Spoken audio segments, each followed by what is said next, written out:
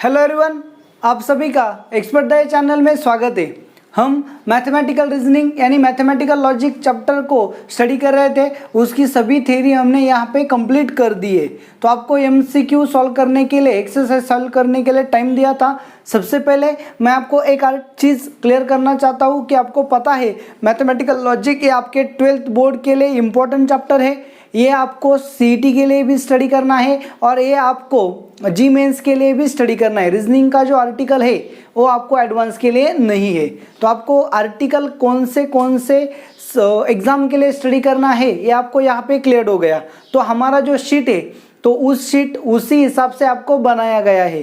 तो चलो देखो, उसमें से जो आपको एक्सरसाइज 1 मिलेगी तो वो एक्सरसाइज 1 जो है वो सीईटी लेवल के क्वेश्चंस है। तो अगर एक्सरसाइज 1 आप अच्छे से सॉल्व कर लेते हो तो आपकी सीईटी बेस्ड सभी प्रॉब्लम्स यहाँ पे हो जाएंगे। एक्सरसाइज 2 जो है वो आपकी जी मेंस लेवल पे बेस्ड है। तो अगर आप एक्सरसाइज 2 सॉल्व करोगे तो आपका जी मेंस की लेवल हो जाएगी। और एक्सरसाइज 3 जो है वो प्रीवियस ईयर मेंस या AIEEE के क्वेश्चन है। तो आपको कौन सी लेवल करने के बाद आप कहाँ तक पहुंच जाओगे ये आपका यहाँ पे क्लियर हो गया। तो चलो आज हम एक्सरसाइज 1 के डाउट्स इस लेक्चर में लेंगे। तो चलो एक्सरसाइज 1 में आपने जो डाउट सेंड किए थे, एक्सरसाइज 1 आपने जो डाउट सेंड किए थे उनके नंबर से 1, 2, 4, 11, 12, 13, 21, 23, 28, 37, 47, 53, 54, 58, 60, 67, 68, 69 एंड 70। चलो ये सभी क्वेश्चंस आपके डाउट के क्वेश्चंस है। तो टोटल एक्सरसाइज 1 में आपके पास 70 क्वेश्चंस थे और आपने बहुत अच्छे से एक्सरसाइज 1 को सॉल्व किया। तो एक्सरसाइज 1 क्या है, आपकी सीईटी लेवल के क्वेश्चंस है। तो देखो ये सभी डाउट्स है, हम 1 बाय 1 करके इन सभी डाउट्स को स्टडी करेंगे। तो आपको करना क्या होता है, जो एक्सरसाइज आपको दी है उसे सॉल्व करके उसके डाउट्स मुझे सेंड करने होते हैं। तो चलो देखो एक्सरसाइज 1 में सबसे पहले आपका जो डाउट है वो है problem number 1।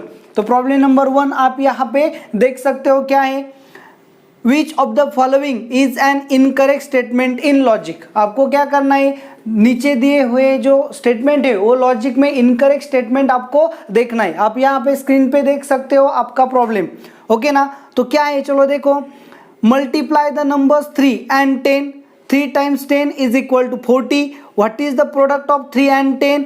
10 times 3 is equal to 30. चलो अच्छे से देखो, सबसे पहले लॉजिक में स्टेटमेंट क्या नहीं होता, कोई भी असर्टिव सेंटेंस स्टेटमेंट तब होता है जब वो आइदर ट्रू हो या फिर फॉल्स हो। सो कोई भी कमांड, इंपेरेटिव, इंट्रोगेशंस, इस टाइप के जो टाइप्स ऑफ सेंटेंस होते हैं वो कभी भी स्टेटमेंट ऑफ लॉजिक नहीं होते। सो फर्स्ट स्टेटमेंट क्या है, चलो देखो, multiply the number 3 and 10।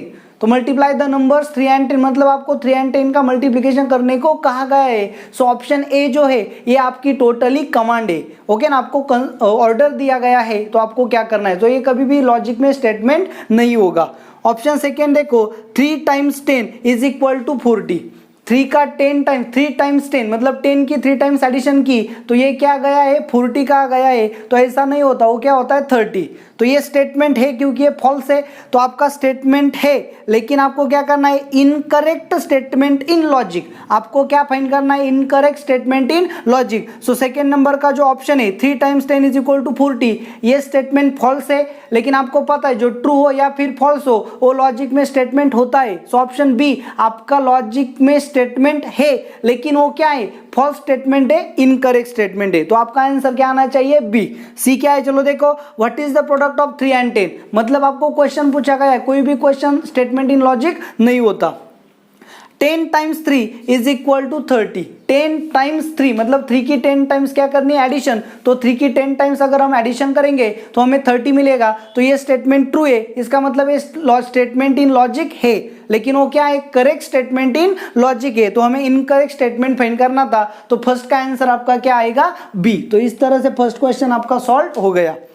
Second देखो, assuming the first part of sentence as P and second part as a Q, write the following statement symbolically। Symbolically हमें लिखना है, क्या दिया है चलो बोलो, यहाँ पे आप क्वेश्चन देख सकते हो, irrespective of one being lucky or not, one should not stop working। चलो देखो क्या कहा गया है, irrespective of one being lucky, सब चलो हमने क्या लिया, one being lucky को क्या लिया P, और नॉट मतलब क्या आएगा निगेशन पी। चलो देखो बीइंग वन लकी को हमने क्या बोला पी स्टेटमेंट बोला, तो आपको क्या कहा गया है irrespective of one being lucky मतलब पी, और नॉट मतलब वो लकी नहीं है मतलब और निगेशन पी।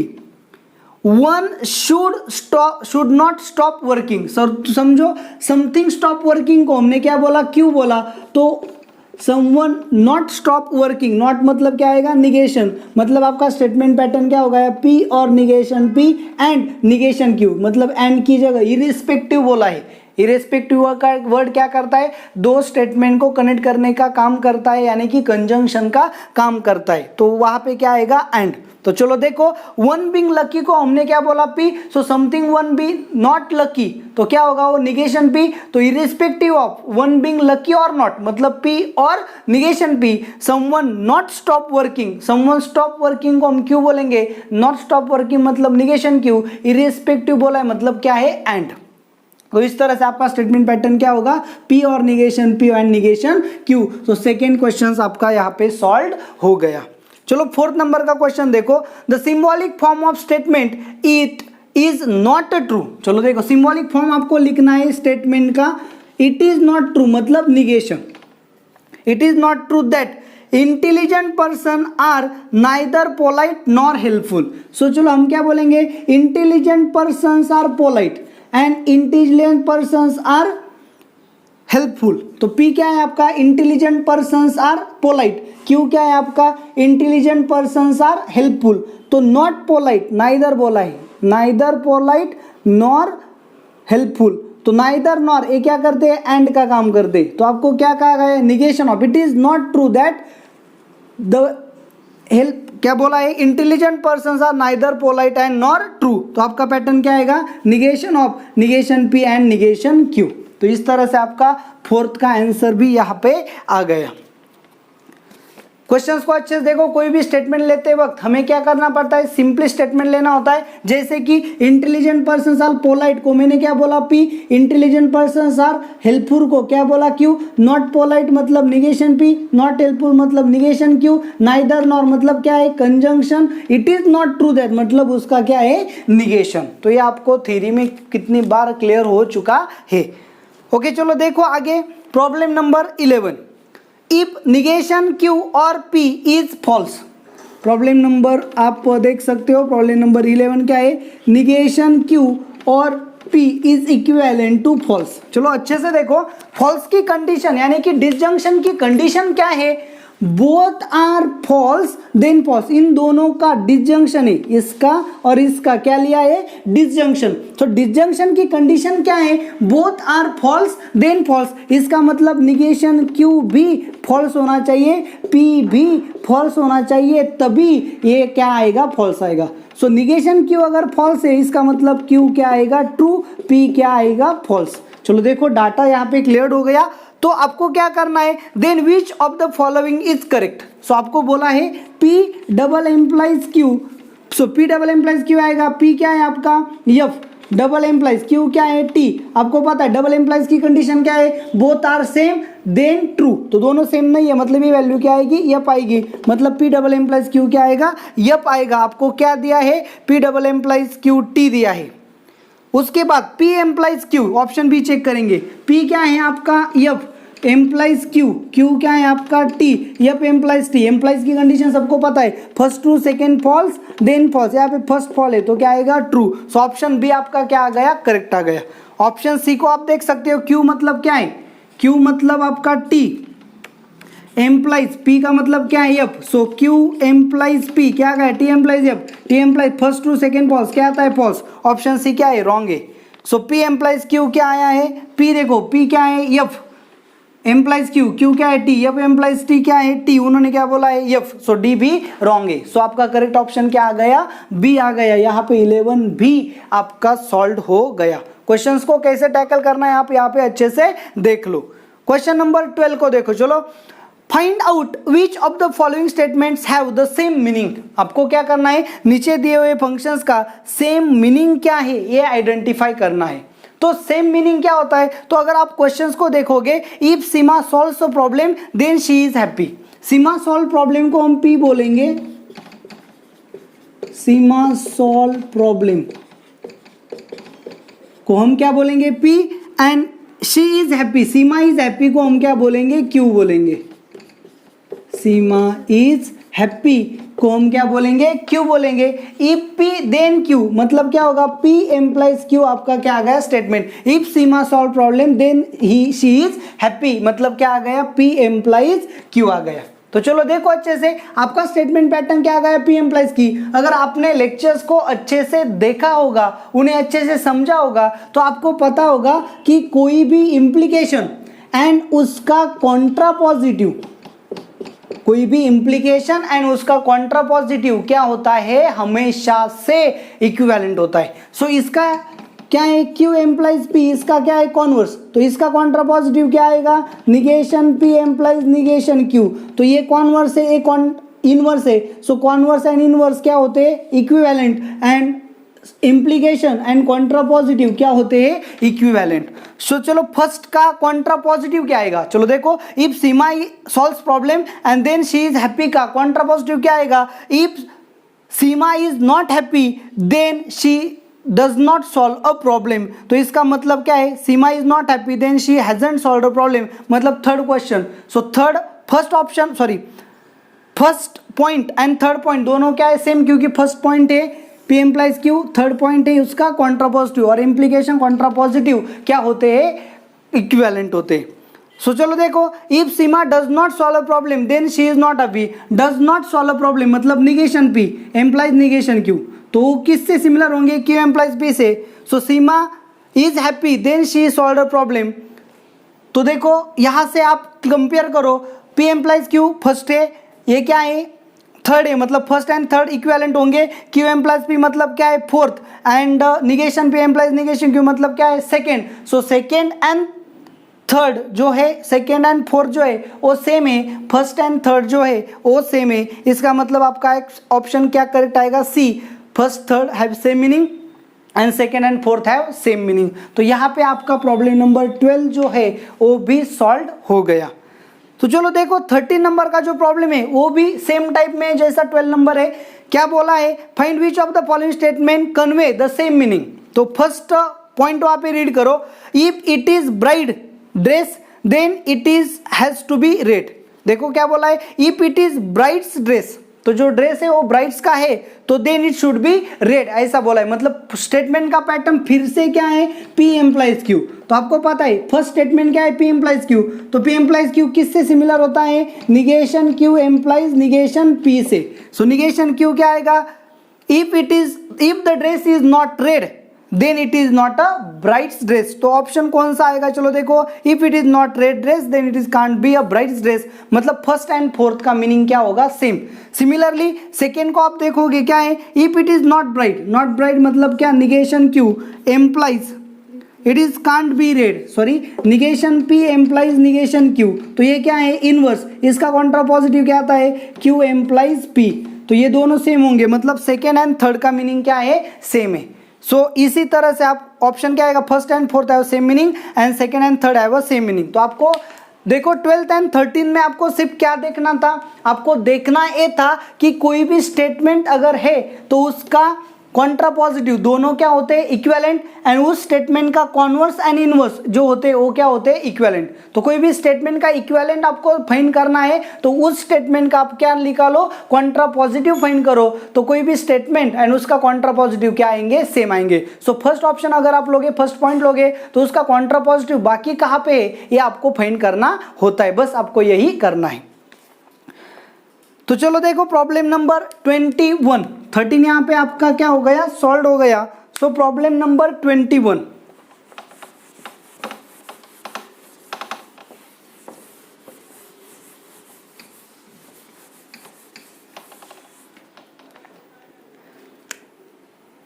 चलो देखो क्या है problem number 21, which of the following statement is a contingency. आपको क्या फाइंड करना है, कंटिंजेंसी कौन सा स्टेटमेंट है ये फाइंड करना है। कंटिंजेंसी मतलब क्या, अपने पास 3 टाइप से पैटर्न होते हैं, tautology, contradiction and contingency. Tautology मतलब सभी ट्रू आएंगे, कॉन्ट्राडिक्शन मतलब क्या, सभी फॉल्स आएंगे, कंटिंजेंसी मतलब क्या, ट्रूथ वैल्यूज मिक्स्ड आएंगी। तो चलो देखो यहाँ पे फर्स्ट ऑप्शन जो है, तो इसे आप with the help of truth table भी सॉल्व कर सकते हैं। तो सबसे पहले क्या लेंगे, पी लेंगे, उसके बाद लेंगे क्यू, उसके बाद लेंगे निगेशन पी, उसके बाद लेंगे निगेशन क्यू। सो यहाँ पे आप ले सकते हो पी एंड क्यू, उसके बाद ले सकते हो negation P implies negation Q, and उसके बाद ले सकते हो, इसे फर्स्ट बोला इसे सेकेंड बोला, फर्स्ट डबल एम्प्लाइज सेकेंड। तो इस तरह से, तो पी क्या होगा, T T F F, Q क्या होगा, T F T F, negation P क्या आएगा, ट्रू को फॉल्स करना है, फॉल्स को ट्रू करना है, मतलब F F T T, negation Q क्या आएगा, F T, P and Q both are true then true, बाकी सब जगह पे क्या आएगा, false. Negation P implies negation Q, इन दोनों में इम्प्लीकेशन लेना है। इम्प्लीकेशन की कंडीशन क्या है, first true second false then false, first fall first true second false then false, first true second true. तो यहाँ पे सभी जगह पे ट्रू आएंगे। डबल एम्प्लाइज क्या है, both are true then true, both are false then true, बाकी सभी जगह पे क्या आएंगे, फॉल्स। तो यहाँ पे ट्रूथ वैल्यू आपकी क्या आ गई, मिक्स्ड आ गई। तो सेम तरह से मैंने यहाँ पे कौन सा ऑप्शन वेरीफाई किया, बी ऑप्शन वेरीफाई किया, ओके ना। आपको सेम तरह से ए सी डी भी वेरीफाई करना होगा, मतलब आपको उनका ट्रूथ टेबल बनाना पड़ेगा। जैसे आप ट्रूथ टेबल बनाओगे आपको आपका आंसर मिल जाएगा। और एक बात, अगर आपको ट्रूथ टेबल की मेथड जो है वो लेंदी लगती है तो आपको एक एक ऑप्शन लेके रूल्स ऑफ लॉजिक यूज करके भी आप प्रॉब्लम को सॉल्व कर सकते हो। मतलब आपको रूल्स ऑफ लॉजिक भी अच्छे से पता होंगे तो आप इसे सॉल्व कर सकते हो। चलो देखो, आपकी चॉइस है, आप कैसे सॉल्व करोगे। मुझे तो लगता है इस टाइप के वेरिफिकेशन में ट्रूथ टेबल ज़्यादा हेल्पफुल रहता है। सो आपको पता होना चाहिए कंटिंजेंसी, टोटोलॉजी एंड कॉन्ट्राडिक्शंस के मीनिंग क्या है। तो यहाँ पे आपका 21 नंबर का जो प्रॉब्लम है वो भी सॉल्व हो गया।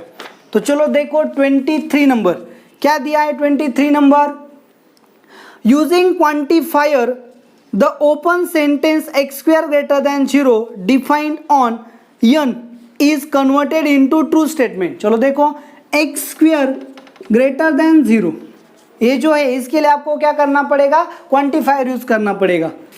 चलो देखो, तो आपको पता है डिफाइंड ऑन n बोला है, मतलब x बिलोंग्स टू क्या होता है, n स्टार्ट कहाँ से होता है 1 2 3 एंड सो ऑन। तो आपको पता है अगर x greater than x belongs to n है तो x स्क्वायर, x तो हमेशा पॉजिटिव होगा, सो x स्क्वायर ऑलवेज 0 से क्या आएगा, बड़ा आएगा।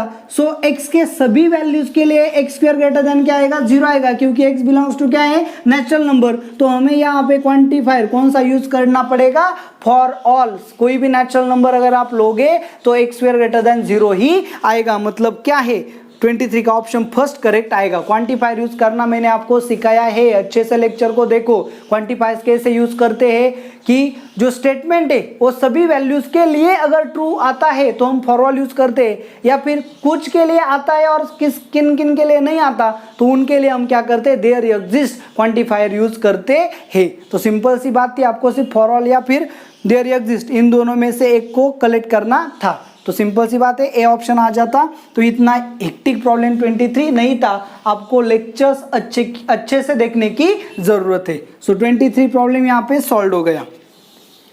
चलो 28 नंबर क्या दिया है, 28 नंबर का प्रॉब्लम। चलो, द निगेशन ऑफ, मतलब क्या लेना है, निगेशन किसका, P और negation Q and negation P। चलो सबसे पहले निगेशन में क्या होगा, पी का निगेशन क्या आएगा, निगेशन पी, और का निगेशन क्या आएगा, and negation of negation Q and negation P. तो यहां से निगेशन कॉमन लेंगे तो सबसे पहले यहाँ पे हमने क्या यूज किया, डिमॉर्गन्स लॉ। तो यहाँ से ये जो निगेशन है ये कॉमन आएगा, निगेशन क्या होगा, cancel. So negation P and negation of negation Q क्या आएगा, Q एंड का निगेशन आएगा, और निगेशन ऑफ निगेशन P क्या आएगा, P। तो यहाँ से आपको क्या मिला, निगेशन P एंड Q और P।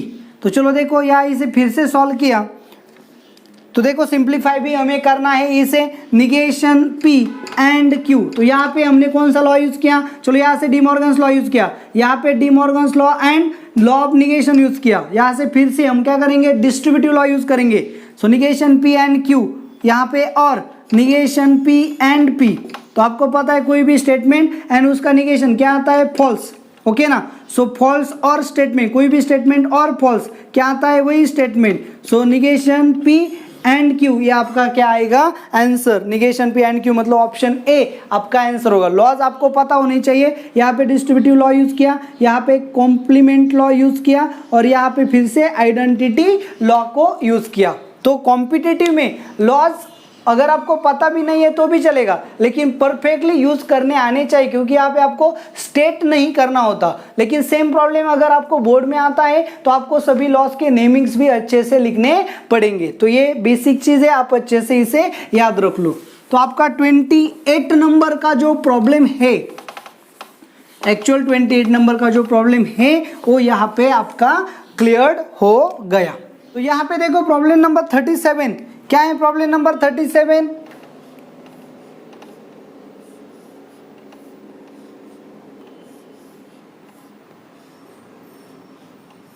यहाँ पे आप देख सकते हो बोर्ड पे क्या है, प्रॉब्लम नंबर 37। यहाँ पे S1 डैश है, यहाँ पे S2 डैश है, यहाँ पे S1 है, यहाँ पे S2 है, और यहाँ पे S3 है। तो देखो क्या कहा गया है आपको, the simplified circuit for the following circuit it. इस सर्किट के लिए आपको सिंप्लीफाइड सर्किट देना है। तो आपको पता है S1 डैश मतलब क्या, निगेशन P, S2 डैश मतलब निगेशन Q, दोनों के से सीरीज में मतलब क्या आएगा, एंड, और ये दोनों क्या है, पैरेलल। S1 मतलब P और ये क्या है, पैरेलल, और S2 मतलब क्या, Q, एंड S3 मतलब क्या आएगा, R। ये आपका क्या है, स्टेटमेंट पैटर्न है, यानी कि लैम्प की कंडीशन है। तो अब यहाँ पे क्या करेंगे, चलो इसे सॉल्व किया, यहाँ ब्रैकेट डालते हैं P और Q।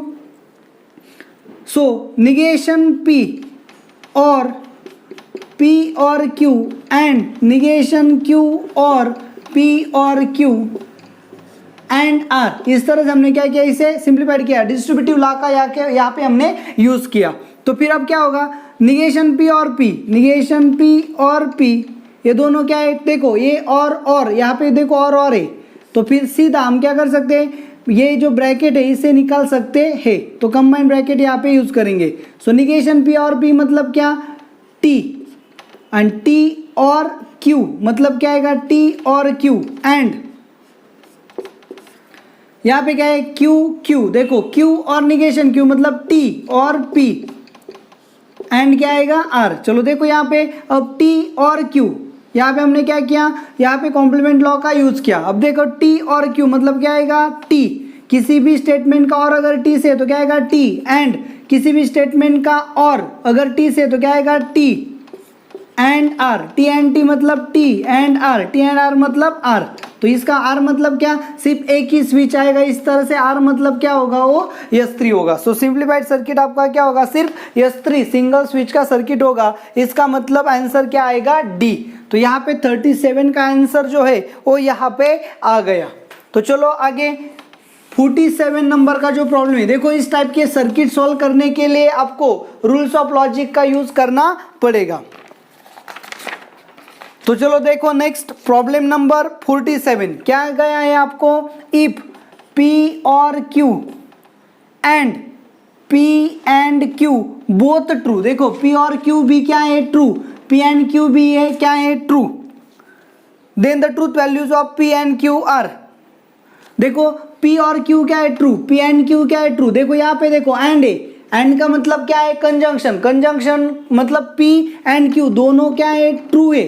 तो P एंड Q ट्रू कब आता है, जब P भी आपका ट्रू है एंड Q भी आपका ट्रू है, तभी P एंड Q दोनों क्या आएंगे, ट्रू आएंगे। इसका मतलब क्या होगा, पी एंड क्यू दोनों के दोनों ट्रू होने चाहिए, तभी पी एंड क्यू ट्रू आएगा और पी और क्यू भी ट्रू आएगा। यहाँ पे 47 का आंसर, पी की वैल्यू टी एंड क्यू की वैल्यू भी टी होनी चाहिए। तो यहाँ पे 47 नंबर का प्रॉब्लम सॉल्व हो गया, सिंपल था, आपको आना चाहिए था।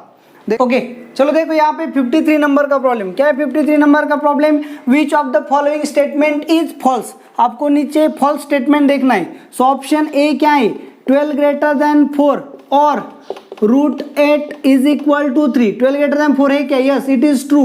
और का मतलब क्या है, और √8 इज इक्वल 3 है क्या, जी बिल्कुल नहीं, मतलब ये क्या है, फॉल्स। टी और फॉल्स, एफ क्या आता है, टी। ऑप्शन बी को देखो, चलो 3 is an odd number. Option क्या है, 3 is an odd number, yes 3 odd number है। T if it is a consonant and if it is a consonant and it is a consonant. देखो क्या बोला, and, yes consonant मतलब क्या है, T, मतलब टी एंड टी क्या आएगा, टी। सो बी ऑप्शन भी ट्रू है। Option C, if U is vowel. If मतलब क्या, if U is vowel, U vowel है लेकिन ना, ओके ना, यू ओवेल है क्या आपका, yes U is a vowel. English alphabet में यू क्या है, ओवेल है। इफ यू इज ओवेल मतलब if T, then 3 square is equal to 10। 3 square is equal to 10 नहीं है, 3 क्या है, 9, मतलब फॉल्स है। First true second false, if then की कंडीशन मतलब टी एम्प्लाइज एफ, क्या आता है एफ। आपको फॉल्स ही देखना है, मतलब आपका ऑप्शन सी क्या है, करेक्ट ऑप्शन है। तो देखो 53 यहाँ पे सॉल्व आ गया। सिर्फ आपको क्या करना है, स्टेटमेंट की ट्रूथ वैल्यूज पुट करके आउटपुट फाइंड करना है। ओके चलो देखो 54 नंबर क्या है। 54 number, which of the following statement is false. False statement आपको देखना है। फर्स्ट स्टेटमेंट ऑप्शन ए क्या है, option A, it is not true that. It is not true मतलब क्या, negation. 4 divisible by 3 is not equal to 7, yes true. And 5 - 1 मतलब true. So true and true क्या है, ट्रू। तो उन्होंने क्या बोला है, इट इज नॉट पॉसिबल, लेकिन क्या आया है, ट्रू आया है। सो ऑप्शन ए रॉन्ग है। आपको क्या देखना है, which is the following statement is false, लेकिन ये फॉल्स नहीं है, ट्रू आ गया। तो चलो देखो option B, question option A में देखो अच्छे से क्या कहा गया, it is not true that 4/3 not equal to 7 and 5 - 1 is equal to 4। So 4 divisible by 3 जो है वो नॉट इक्वल टू 7 है, वो भी ट्रू है। 5 - 1 वो भी ट्रू है, ट्रू एंड ट्रू क्या आएगा, ट्रू आएगा। तो उन्होंने बोला it is not true that, okay ना, तो वो ट्रू है। ओके तो ये फॉल्स स्टेटमेंट नहीं है। सो सेकेंड ऑप्शन देखो क्या दिया है आपको, √9 is equal to 2, 7 greater than 3। क्या बोला, इफ देन मतलब एम्प्लाइज।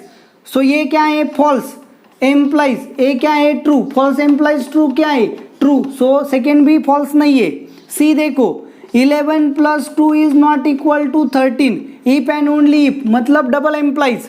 -5 ग्रेटर देन 1, 11 + 2 की वैल्यू क्या आती है, 13। उन्होंने क्या बोला है, नॉट इक्वल टू 30, मतलब ये क्या है, फॉल्स। डबल एम्प्लाइज -5 1 से क्या है, छोटा, यहाँ पे क्या दिया है, बड़ा, मतलब false. F double implies F क्या है, ट्रू, मतलब ऑप्शन सी भी नहीं है। ऑप्शन डी देखो चलो क्या है, 5 × 4 is equal to 20, if and only मतलब double implies. 8 - 5 is not equal to 3, 5 × 4 क्या है, 20। तो ये क्या है, ट्रू। डबल एम्प्लाइज 8 - 5 क्या है, 3, लेकिन उन्होंने क्या बोला, नॉट इक्वल टू 3। सो ये क्या है, फॉल्स।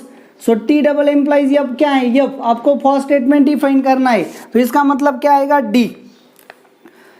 सो इस तरह से 54 प्रॉब्लम आपका सॉल्व हो गया। चलो देखो next,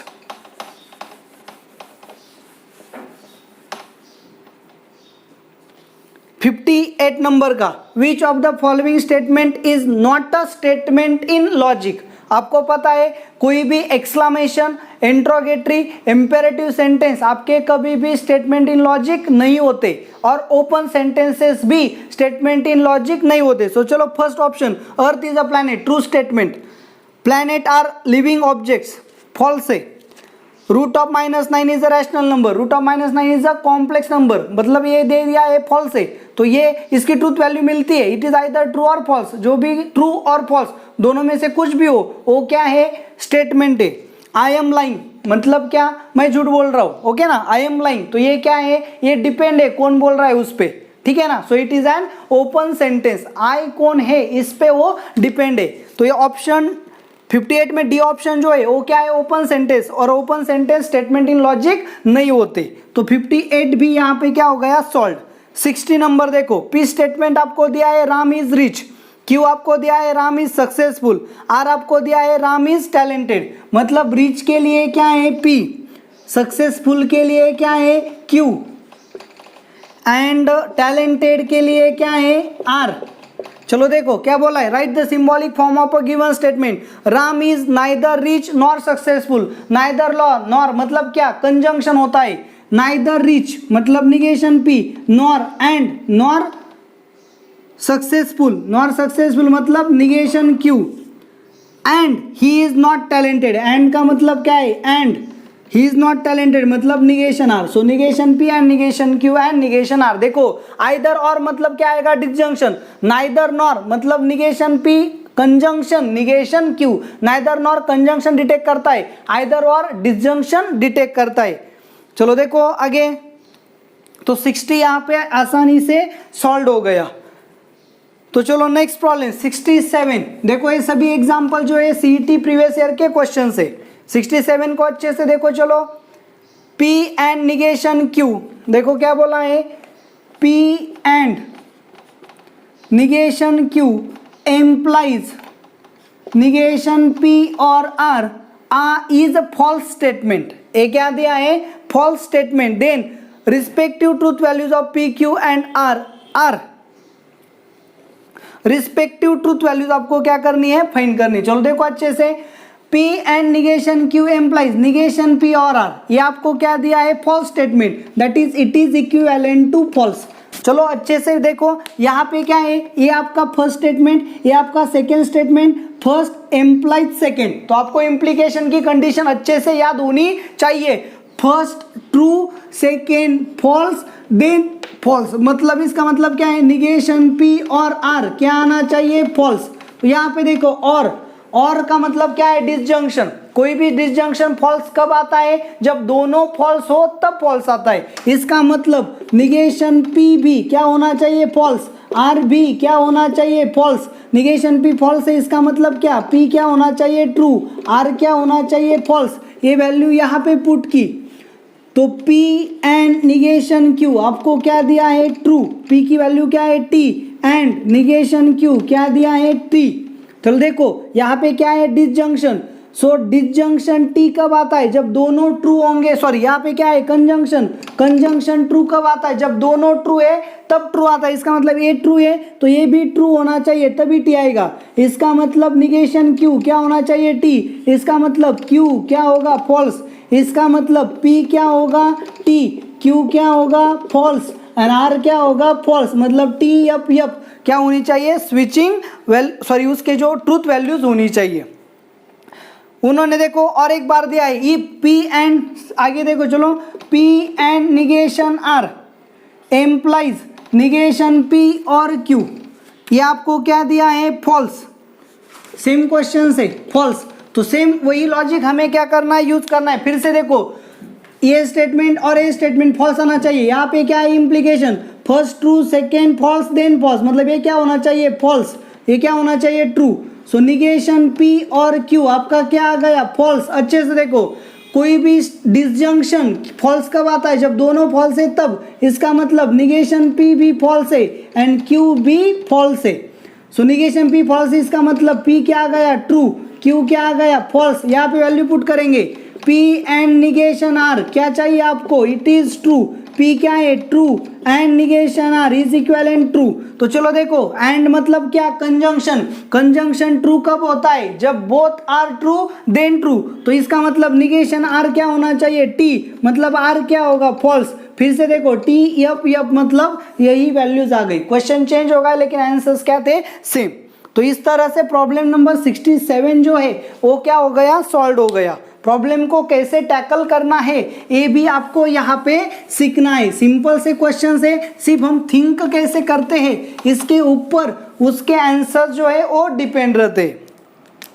next question problem number 68, चलो देखो क्या है 68, P आपको दिया है every square is rectangle and Q आपको दिया है every rhombus is a kite, then truth values of, देखो every square is a rectangle हर स्क्वायर क्या होता है, रेक्टेंगल होता है। इसका मतलब आपका P क्या है, true. And every rhombus is a kite. क्यों आपको क्या दिया है, every rhombus is a kite.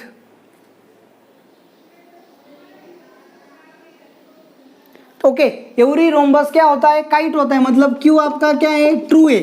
तो देखो क्या बोला है आपको, then truth values of P employees Q। P मतलब क्या, P एम्प्लाइज Q मतलब true implies true, true implies true क्या होता है, true. And P double implies Q मतलब T डबल एम्प्लाइज T क्या आता है, ट्रू, क्योंकि both are same then true. यहाँ पे first true second false then false आता है, तो ये भी क्या है, ट्रू। तो दोनों की ट्रूथ वैल्यूज क्या आएंगे, T T। तो इस तरह से 68 नंबर का प्रॉब्लम भी आसानी से सॉल्व हो गया। 69 नंबर, द कॉन्ट्रापॉजिटिव ऑफ, क्या बोला है, चलो देखो अच्छे से ध्यान दो, P और Q एम्प्लाइज R। तो ये आपका फर्स्ट स्टेटमेंट है, आपका सेकेंड स्टेटमेंट है। तो ये क्या हो गया, P, इसे हम P बोलेंगे, P एम्प्लाइज इसे Q बोलेंगे। तो इसका आपको क्या लेना है, कॉन्ट्रापॉजिटिव। अच्छे से देखो, P एम्प्लाइज Q का कॉन्ट्रापॉजिटिव क्या होता है, negation Q implies negation P। मतलब फर्स्ट का निगेशन एम्प्लाइज, सेकेंड का निगेशन। तो इसका निगेशन आएगा पहले, negation R implies negation of P और Q। ये आ गया आपका इम्प्लीकेशन। तो देखो अच्छे से, यहाँ पे हमने निगेशन अप्लाई किया, so negation R implies negation P and negation Q। Negation apply किया मतलब डी मॉर्गन्स लॉ अप्लाई किया। तो हमें आंसर क्या मिलेगा, negation P and negation Q। तो देखो 69 का आंसर A आ गया। तो 69 आपका क्या हो गया, solve.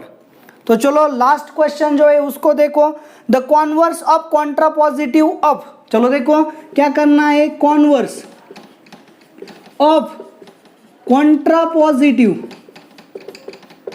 Of P employees Q। चलो अच्छे से देखो, P एम्प्लाइज Q का क्या लेना है, कॉन्ट्रापॉजिटिव, और उसका क्या लेना है, कॉन्वर्स।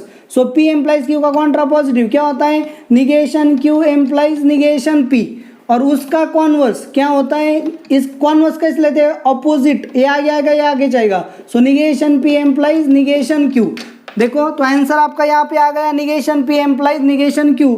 तो 70 भी सॉल्व हो गया। लेकिन negation P implies negation Q क्या है, P एम्प्लाइज Q का इनवर्स है। तो यहाँ पे एक आर्टिकल भी आप क्लियर कर लो अच्छे से, converse of contrapositive of P employees Q। ये क्या आ गया, इनवर्स आ गया। तो therefore inverse is converse of contrapositive of P employees Q। Okay, तो ये जो स्टेटमेंट है इसे भी आप अच्छे से रखो, converse of contrapositive is a inverse. तो इस तरह से आपकी एक्सरसाइज 1 जो है वो यहाँ पे सॉल्व हो गई। अगर आपको किसी भी प्रॉब्लम से दिक्कत है, परेशानी है, या फिर कुछ भी अंडरस्टैंडिंग में दिक्कत आती है तो आप मुझे व्हाट्सएप कर सकते हो।